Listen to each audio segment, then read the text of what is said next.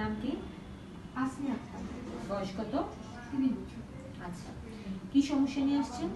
আসলে আমার 2-3 দিন ধরেই হাতের আঙ্গুলের মাঝখানে হচ্ছে গিয়ে অনেক চুলকানি হচ্ছে, তারপর কুচিতেও অনেক চুলকানি হচ্ছে। আচ্ছা ঠিক আছে, এই আঙ্গুলের মাঝে মাঝে চিপায় এই জায়গাগুলোতে চুলকানি হচ্ছে? জি জি। আচ্ছা, কতদিন ধরে ধরে চুলকানি হচ্ছে বললেন? 2-3 দিন ধরে চুলকানি। আচ্ছা ঠিক আছে, চুলকানিটা কখন হয় বেশি? চুলকানিটা মূলত রাতে বেশি হয়। আচ্ছা, দিনে হয় না চুলকানি? দিনে সবসময় হয়, রাতে একটু বেশি হয়। আচ্ছা ঠিক আছে। আচ্ছা, পরিবার কি কারোর এই ধরনের চুলকানি আছে?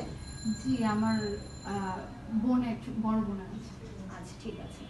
আচ্ছা, আপনার যে রোগটি হয়েছে এটি মূলত আমরা স্ক্যাবিস বা খোসপাচড়া বলে থাকি।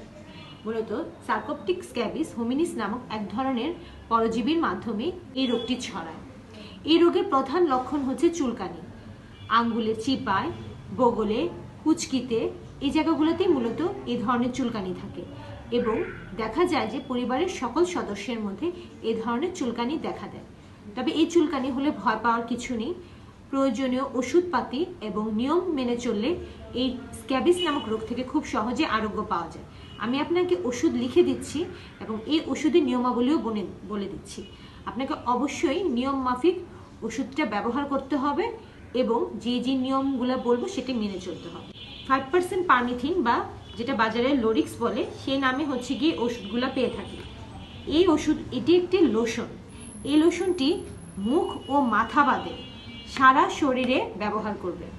রাতের বেলায় লোশনটা সারা গায়ে মেখে রাখবেন, রাখার পর ঘুমিয়ে যাবেন।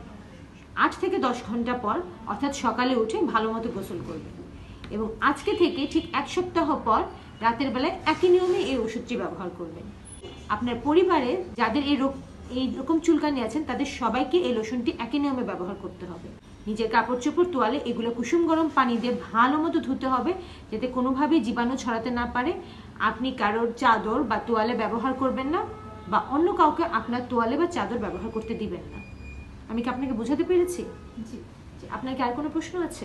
জি না। আচ্ছা ঠিক আছে, ভালো থাকবেন।